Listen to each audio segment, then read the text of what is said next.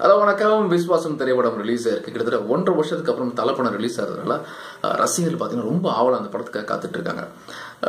Siruthai Siva and Ajith sir, இது வந்து அவங்க ரெண்டு பேத்துக்கும் அவங்க ரெண்டு காம்பினேஷன் 4வது படம். இதுக்கு முன்னாடி ரிலீஸ் ஆன 3 படமே பார்த்தீங்கன்னா பக்கா ஆக்ஷன் சொல்லிட்டு ஆக்ஷன் படத்தில் அங்கங்கே சென்டிமெண்ட் தெளிச்சுப்பாரு சிறுத்தை சிவா. ஆனால் விஸ்வாசம் திரைப்படத்தில் பார்த்தீங்கன்னா பக்கா ஒரு சென்டிமெண்ட்டில் ஒரு எமோஷனல் கதை, அதில் அங்கங்கே ஆக்ஷனை தெளிச்சிருக்காரு. ஸோ அஜித் சாரை இது வரைக்கும் நம்ம பார்க்காத ஒரு வித்தியாசமான நடிப்பை கொண்டு வர ட்ரை பண்ணியிருக்காரு.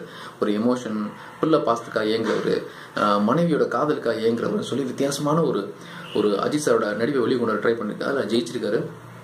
முக்கியமாக 90s எண்ணில் பார்த்தீங்கன்னா அஜித் சார் வந்து நிறையா காமெடி பண்ணியிருப்பார் படங்களில். வாலி, அப்புறம் பார்த்தீங்கன்னா அந்த ராஜா மாதிரி படங்களில் பார்த்தீங்கன்னா ஹியூமர் நிறையா பண்ணியிருப்பார். அது இப்போ பண்ணுறது இல்லை. அந்த அஜித் இதில் ரீக்ரியேட் பண்ணியிருக்காங்க.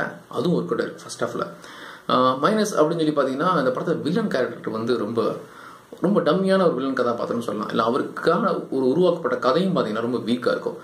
அது மட்டும் இல்லாமல் சிறுத்தை சிவா அஜித் சார் இவங்க 2 பேர் காம்பினேஷனில் இதுக்கு முன்னாடி நிறைய படங்கள் வந்திருக்கு இல்லையா, அதில் வந்து சீக்வன்ஸ்லாம் இந்த படத்தில் திருப்பி ரிப்பீட்டாக பார்க்குற மாதிரி இருக்கு.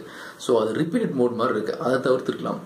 காமெடியும் இந்த படத்தில் பார்த்தீங்கன்னா அஜித் சார் இல்லாமல் தம்பி ராமையா, ரோபோசங்கர் இவங்க காமெடி வந்து அவ்வளோ ஒர்க் அவுட் ஆகல.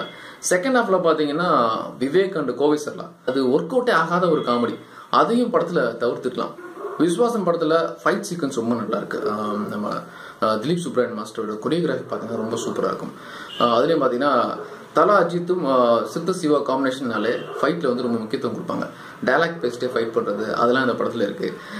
சாங் ரொம்ப நல்லா இருக்கு. குறிப்பாக அந்த அடிச்சு தூக்கு சாங்கும் கண்ணான கண்ணை சாங்கும் பார்த்தீங்கன்னா தேட்டர் ஆடியன்ஸே ரசிக்கிற மாதிரி இருக்கு அந்த பாடல்கள்.